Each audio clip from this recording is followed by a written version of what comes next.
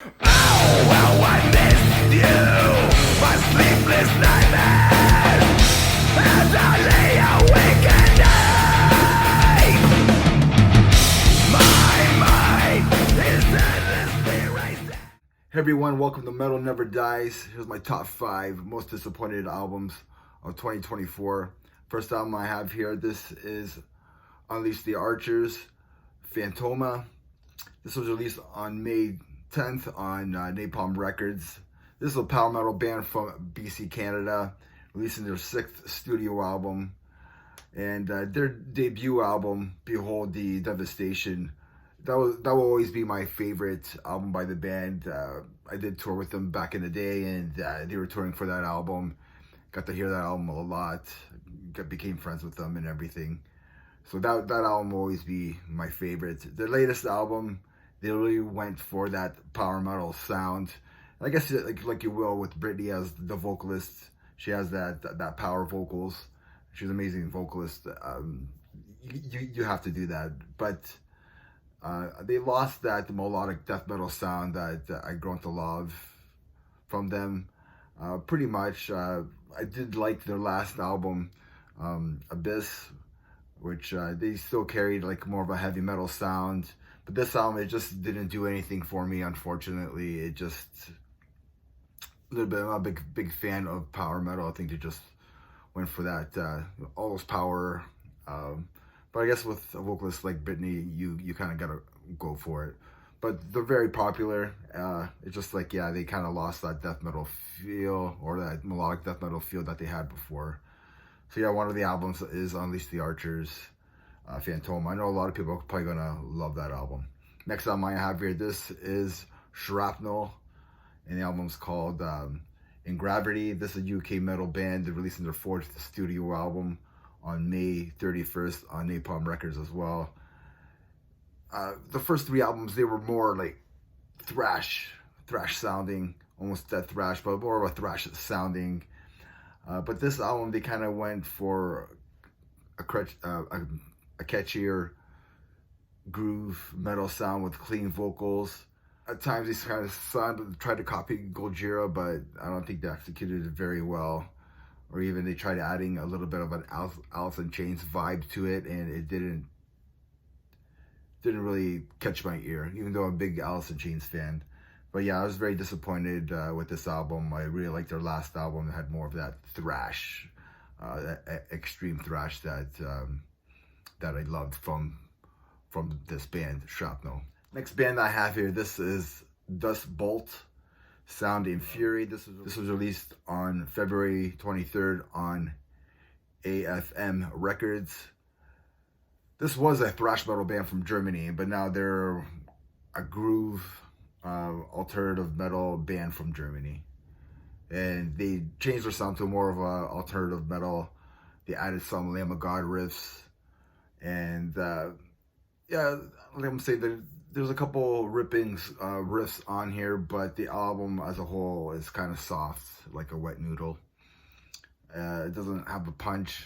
The older stuff was more of a thrash, in your face style, but they kind of lost out with this album, trying something new, trying to get new fans, I guess. But to me, it just didn't hit the mark. It was very disappointing. I wanted something more hard hitting, I guess. Next album I have here, this is Wintersun, Time 2. This was released on August 30th on Nuclear Blast. So I guess the band did like a fund me for this album, and the first album, Time 1 or whatever, was everybody loves that album.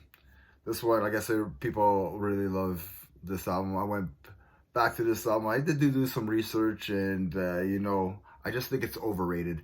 I think they have 6 songs on this album, but really they only have 4 songs on this album. They kind of stretch the music, the atmosphere, the synth, the orchestra, whatever that they're doing. They try stretching that out. But really, it's only 4 songs on this album. I don't really call it. They should just made it shorter, made a 4-song EP. Just did that, or whatever. Made the song shorter. Don't stretch out all these interludes and things that they did on here to try to make it a longer album. Very disappointing. I think it was just overhyped. So yeah, so you could do the research yourself, what the band did or whatever. You have the fan base. You earned $500,000. You wanted a big production and whatever that you wanted to do. It didn't do anything for me for that type of budget, I guess. So yeah, so Wintersun, Time 2. Last one I have here, this is, probably won't surprise anybody, this is 6 Feet Under, Killing for Revenge. This was released on May 24th on Metal Blade. Killer artwork by Vincent Locke. Great songwriting by Jack Owen and everybody else that was in the band. The music is really good. I think Jack Owen did the production and stuff like that. The problem, of course, is Chris Barnes and his vocals. The first time I listened to it, I thought this was an okay album. Chris Barnes has his vocals, but then also the more and more that I listened to this album, the more that I hated it. It's just, and then eventually I just stopped listening to it. I tried to enjoy it, and then I just stopped enjoying it. Listened to it less and less. Great riffs and stuff, but yeah, it's just Chris Barnes' vocals. His vocals just sound shot.